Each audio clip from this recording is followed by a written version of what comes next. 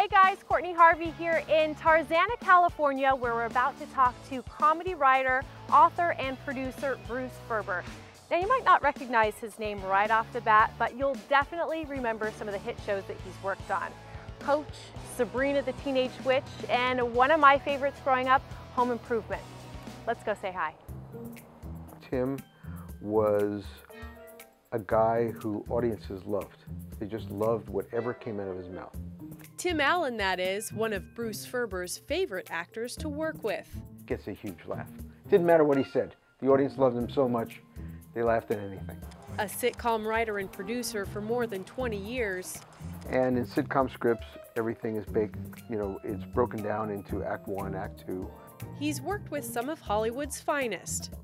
Shows like Growing Pains, so you had Kirk Cameron when he was a kid. I worked with Craig T. Nelson. Even Tom Hanks on Bosom Buddies, the first script he sold in 1981. Everybody's always on the lookout for a good-looking but funny leading man, and he had all the goods. He could play real parts. He could be a dramatic actor. It's a TV career most would envy, with a resume full of hit shows, Emmy and Golden Globe nominations. But with changes in the TV industry and heartbreaking news at home, he decided to leave it all behind. My wife had been diagnosed with breast cancer, and this was at a point where I was trying to do my own shows and trying to sell pilots and everything. And I'd gotten to a point where it wasn't really very much fun for me. Everybody was looking for the next friends, and I just got myself out of it. I took care of her. Unfortunately, she passed away. With 2 kids to raise and a big void to fill, Bruce searched for a new purpose. Eventually, I had to figure out what I was going to do with myself, and my therapist said to me, "Have you ever written a novel before?" And I said, "I didn't even know if I could."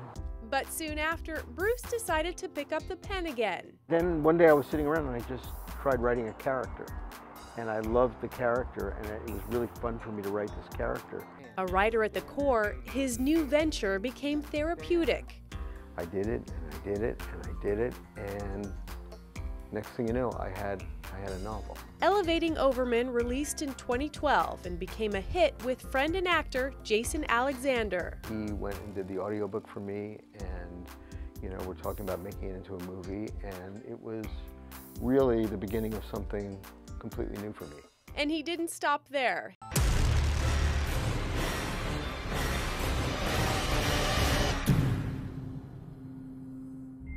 Welcome to Cascade Falls. His second novel, Cascade Falls, out now, is based on the failed promise of the American dream. I was remembering times when I was working on sitcoms till 3 in the morning and hating my job. And one day I Googled what percentage of Americans hate their jobs. And the answer was like staggering.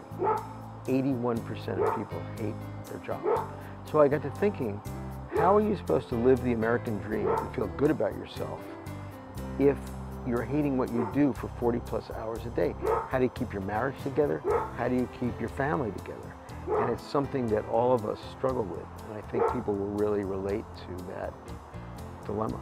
Do you think you'll ever stop writing? It's a really good question. It's a really good question because if I stop, it's going to be very hard for me, and I'm not going to be easy to be around because I've been doing it for so long, and it's my main creative outlet. Now, Bruce's new novel will be in bookstores everywhere, and if you'd like a signed copy, go to his website for tour dates at bruceferber.net. I'm Courtney Harvey. Thanks for watching, guys. This is The Trend LA, and if you have any stories you'd like us to cover, comment below or hit us up at thetrendla.com.